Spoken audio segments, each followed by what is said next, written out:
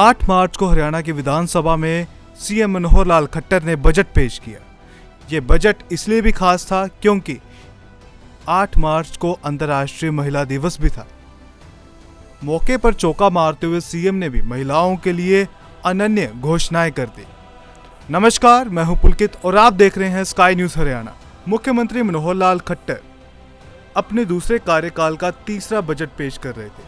CM ने वर्ष 2022-23 के लिए 1,77,255.99 करोड़ रुपए का बजट पेश किया। यह पिछले वर्ष से 15.6% अधिक है। इसमें 61,057.36 करोड़ पूंजीगत व्यय है, जबकि 1,16,000 करोड़ से अधिक की राशि राजस्व व्यय है। राज्य की एसजीडी योजनाओं के लिए 1,14,077 करोड़ रुपए रखा गया है।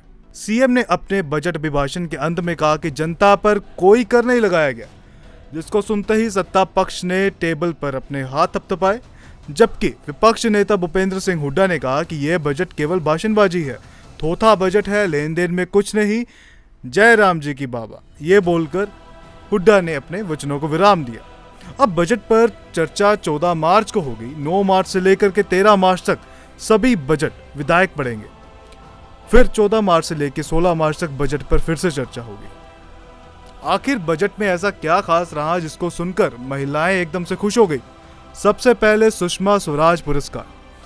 महिला सशक्तिकरण दिवस पर महिलाओं को नमन करता हूं, ये कहकर के मनोहर लाल खट्टर ने अपने भाषण को शुरू किया। उन्होंने कहा कि महिलाओं ने खेल और राजनीति में खूब नाम कमाया है, इसलिए सुषमा स्वराज राज्य स्तरीय पुरस्कार की घोषणा की जाती है। यह पुरस्कार उन महिलाओं को प्रदान किया जाएगा जिन्होंने राष्ट्रीय स्तर और जीवन के विभिन्न क्षेत्रों में नाम कमाया है। चयनित महिलाओं को 5 लाख रुपए की पुरस्कार राशि और प्रशंसित पत्र दिया जाएगा। शन्नो देवी हरियाणा की पहली विधानसभा अध्यक्ष बनी थी। इसके साथ साथ मनोहर लाल खट्टर ने पंचायती राज संस्थाओं में 50% महिलाओं की भागीदारी पर मोहर लगा दी। आपको बता दें, इससे पहले महिलाओं के लिए सिर्फ 33% ही आरक्षित सीटें थी, जिसको बढ़ाते हुए मनोहर लाल खट्टर ने 50% कर दिया है। महिलाओं को उद्यमिता की ओर आकर्षित करने के लिए एक नई योजना हरियाणा मुख्यमंत्री उद्यमिता योजना की शुरुआत करने की घोषणा भी की है। इसके लिए परिवार पहचान पत्र के डाटा के आधार पर महिला एवं उसके परिवार के सदस्यों की वार्षिक आय 5 लाख से कम आधार मानकर स्वयं सहायता समूह को ऋण के रूप में 3 लाख रुपए तक की वित्तीय सहायता दी जाएगी। इस योजना के तहत हरियाणा महिला विकास निगम द्वारा 3 वर्ष तक ब्याज में 7% तक की छूट दी जाएगी। इसके साथ साथ मुख्यमंत्री ने 3 नए कॉलेज खोलने की भी घोषणा कर दी है। महिला शिक्षा मुख्यमंत्री की सर्वोच्च प्राथमिकताओं में से एक है, ऐसा मनोहर लाल खट्टर ने कहा। इसी कड़ी में 20 किलोमीटर की परिधि में कोई ना कोई महिला कॉलेज खोलने की प्रक्रिया पहले से ही जारी है। अपने बजटीय भाषण में मुख्यमंत्री ने भिवानी जिले के कुडल और छप्पारव, सोनीपत के गन्नौर में 3 नए महिला विद्यालय खोलने की घोषणा की है। इलेक्ट्रिक कारों का जमाना है तो सरकार भी खुद को इलेक्ट्रिक कर रही है। जी हाँ, 4 जिलों में चार्जिंग इंफ्रास्ट्रक्चर खोले जाएंगे। रोहतक, पानीपत, यमुनानगर और हिसार में चार्जिंग इंफ्रास्ट्रक्चर के साथ इलेक्ट्रिक बस की पायलट योजना सहित संगठित नगर परिवहन सेवाएं शुरू करने का लक्ष्य रखा गया है। सभी जिलों में ई लाइब्रेरी का सिस्टम सरकार पहले से ही इसकी घोषणा कर चुकी है। गांवों में पुस्तकालय स्थापित करने तथा सभी जिलों में ई लाइब्रेरी सुविधा युक्त जिला स्तरीय सार्वजनिक पुस्तकालय स्थापित करने का निर्णय लिया गया है। हरियाणा में पुलिस और न्याय प्रशासन पर 8,151 करोड़ रुपए का खर्चा करने की सरकार ने घोषणा की है। आपको बता दें, जहां 10,000 से अधिक जनसंख्या वाला कोई भी इलाका होगा उसमें शहरी सुविधाएं प्रदान की जाएंगी हरियाणा सरकार के द्वारा। इसके अलावा जिला परिषद भी अब ग्रामीण सड़कों का निर्माण करेगी। आपको बता दें, ये प्रस्ताव 6 महीने के अंदर ही तैयार हो जाएगा। जिला परिषद को दी जाने वाली निधि का अनुपात 10 से बढ़ाकर 15% कर दिया जाएगा।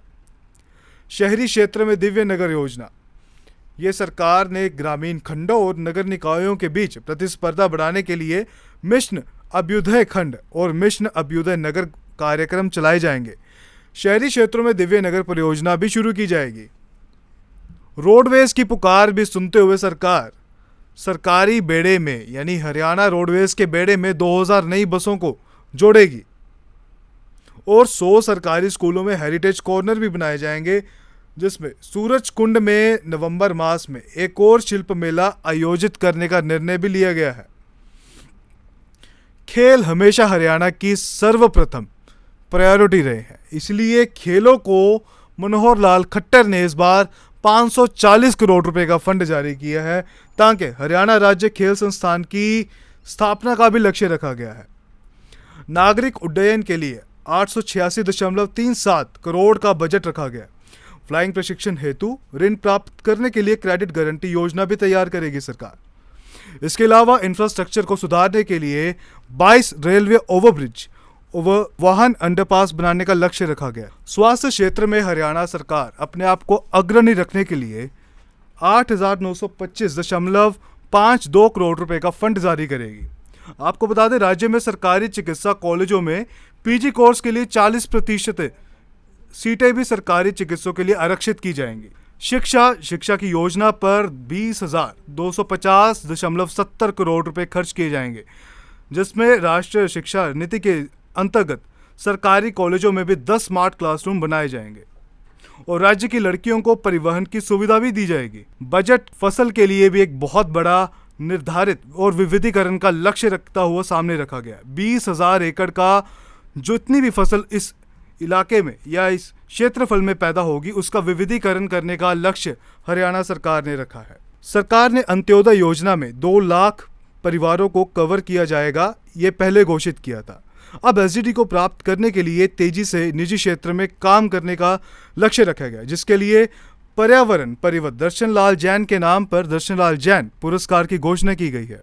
ग्रामीण क्षेत्रों के लिए 200 करोड़ रुपए की एग्रीकल्चर मार्केटिंग बोर्ड की योजना का अनावरण किया गया है। अब सबसे बड़ी खबर जो जुड़ी है हरियाणा में मेट्रो परियोजना के लिए। मेट्रो परियोजना के लिए हरियाणा सरकार हरियाणा फाइनेंशियल सर्विसेज लिमिटेड की स्थापना करेगी, जो कि मेट्रो जैसी परियोजना के लिए लोन भी देगी।